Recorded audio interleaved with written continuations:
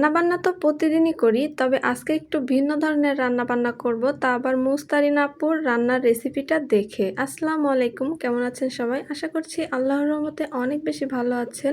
বেশ কিছুদিন হচ্ছে মুরগির মাংস রান্না করলে কিন্তু বাসায় কেউ খেতেই চায় না, যার কারণে আমি ভাবলাম একটু আলাদা কিছু করা যাক। আর হঠাৎ করে চোখে পড়লো মুস্তারিন আপু এরকম একটা দুর্দান্ত রেসিপি বানাচ্ছে। তো ফার্স্টে এখানে নিয়ে নিয়েছি মসুর ডাল, আর মসুর ডালকে আমি আধা ঘন্টা আগে ভিজিয়ে ব্লেন্ডার করে নিয়েছি। আর এখানে রান্না করা মুরগির মাংসগুলো ছোট ছোট টুকরো করে সুন্দর ছাড়িয়ে নিয়েছি।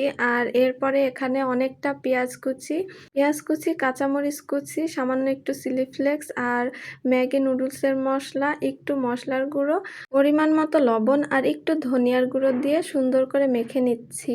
আর মাখানোর পরেই একটা সুন্দর সেন্ট আসতেছে, মনে হচ্ছে এটা খেতে কিন্তু অনেক বেশি মজার হবে। তো যাই হোক, পেঁয়াজের পরিমাণটা বেশি নিয়েছি জন্য কিন্তু মানে ভালোই লাগছিল দেখতে, উপরটা সাদা সাদা হয়েছিল। এখন আমি সুন্দর করে কাবাবের শেপ দিয়ে এটা বানিয়ে নিব।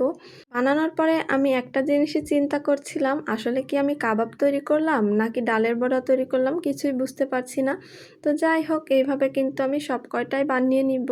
আর বানাতেও কিন্তু অনেক বেশি সহজ লাগছিল, শুধুমাত্র এর মধ্যে একটু ঘুরিয়ে নিয়েই একটা দুইটা চাপ দিলেই কিন্তু এটা বানানো হয়ে যাচ্ছিল। তো যাই হোক, এখানে আমি সব কয়টাই বানিয়ে নিব এখন এভাবে।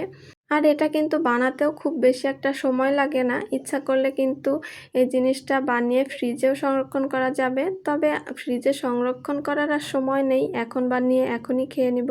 তো যাই হোক, বানানো যেহেতু শেষ, এখন চুলাতে তেল গরম করে নিয়েছি আর একে একে দিয়ে ভালোভাবে ভেজে নিব।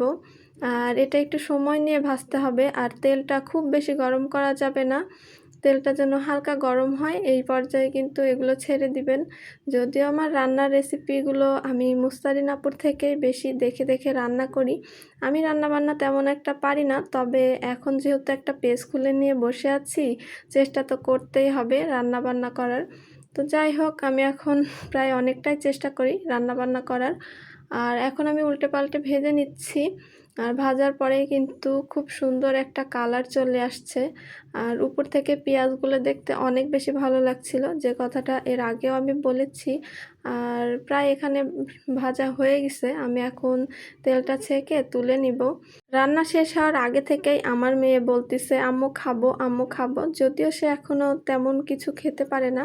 অন্যদিকে তো আপনাদের ভাইয়া প্লেটে গরম ভাত নিয়ে বসে আছে।